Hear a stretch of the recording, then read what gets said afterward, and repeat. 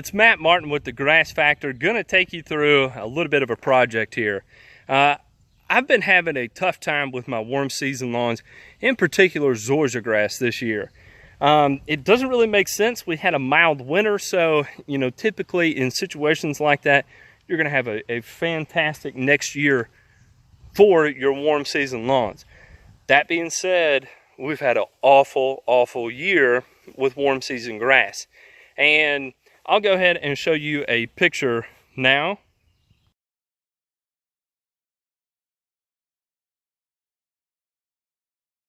Of what this lawn looked like before, and I'll go ahead and take you through it now and describe how I got the property to this state.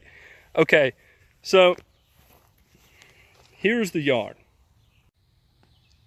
This lawn, obviously gauging by the picture, did not have a whole lot of good things going up for it. I was really concerned right here because nothing had greened up. As we can see now, we've got green in it. This over here looks really good. This over here is still struggling right here along the curb, but it's doing a whole lot better than it was. Beforehand, this was loaded with POA. I did an application of Revolver to get rid of the POA. I put down about 10 pounds per thousand of the Screaming Green, that 16-2-3 blend, and I also put down an application of Supplemag at about 5 pounds per thousand. Supplemag is going to be potassium sulfate of magnesia, and so basically it's a lot of magnesium, a lot of potassium, and it's going to give you basically just a darker green. So as you can see, it helped pull out a lot of the yard. So where do we go from this point forward? From this point forward, what my course of action is going to be. Today, I put down that 25-0-10 with 10% calcium. I touched up a couple of areas as far as weeds were concerned. I got some 3-seeded mercury in here. So, a little bit of three-way and quinclorac for that.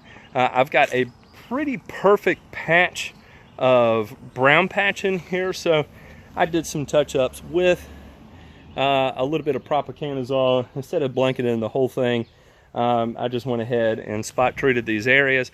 And my hope here is, with the addition of the calcium, you'll get a little bit of a pH buffer, sweeten the soil a little bit, and help encourage the Zoysiagrass to spread as quickly as possible.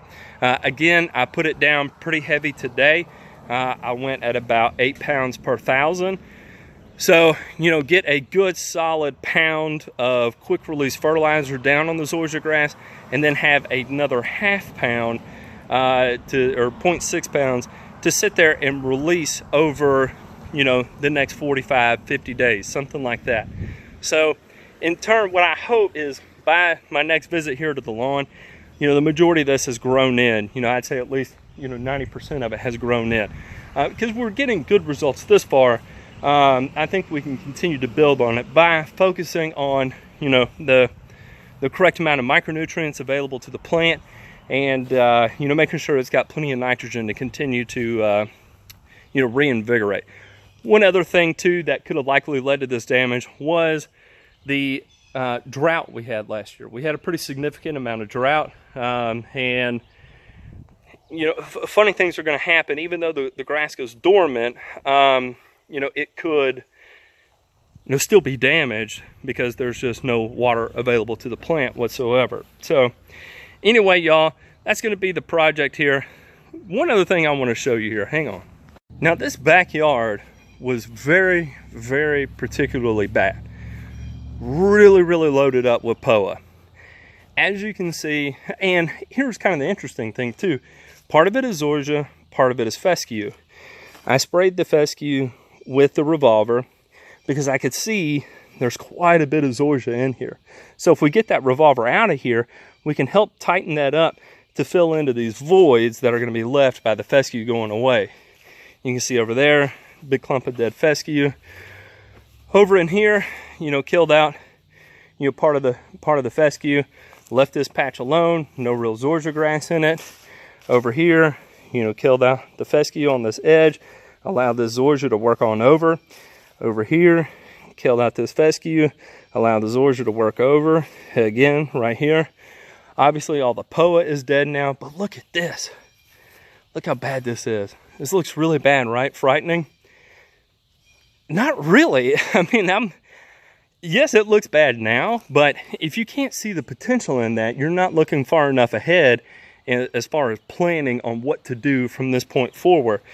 This is actually not a bad starting point considering how much damage was here. Last time I was here, I thought, wow, there may be no grass here, and we may be just SOL. I may have to be resodded in these areas.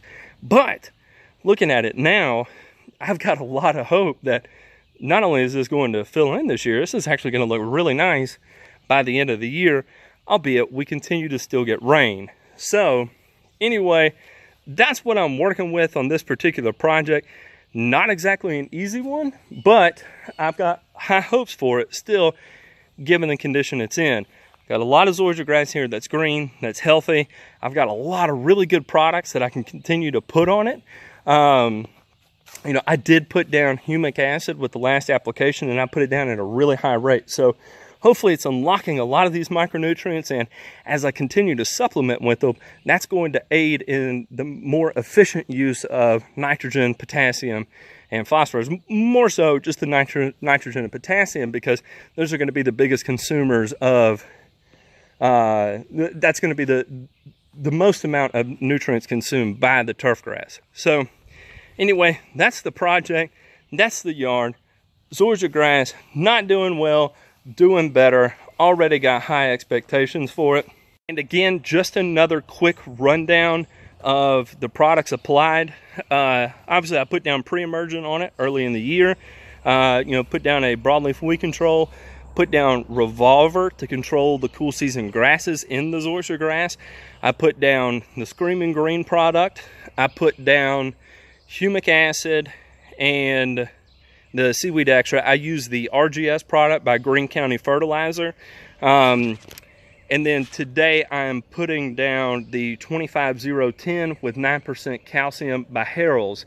So those 6 products, and I have put down the Supplemag.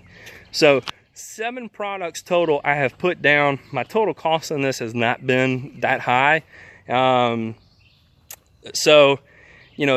square foot yard, it seems like you're putting down a lot of products, but as you spread that out over 10,000 square feet, not super expensive to do, and it's going to get us the results we need, where we need to be to, make this a prize lawn, and, hopefully make this customer happy again, because, certainly, compared to where it was last application to where it is now, it's doing significantly better.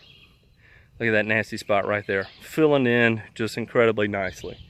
Well, all right, y'all, that's my project today. That's the magic cocktail that I ran on this Zoysiagrass lawn to get it to fill in, and we'll continue to focus on micronutrient supplementation to aid in as much lateral spread as possible with Zoysiagrass.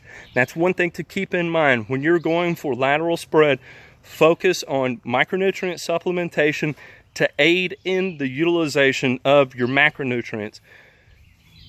Proper micronutrient supplementation equals macronutrient efficiency, which is where we need to be.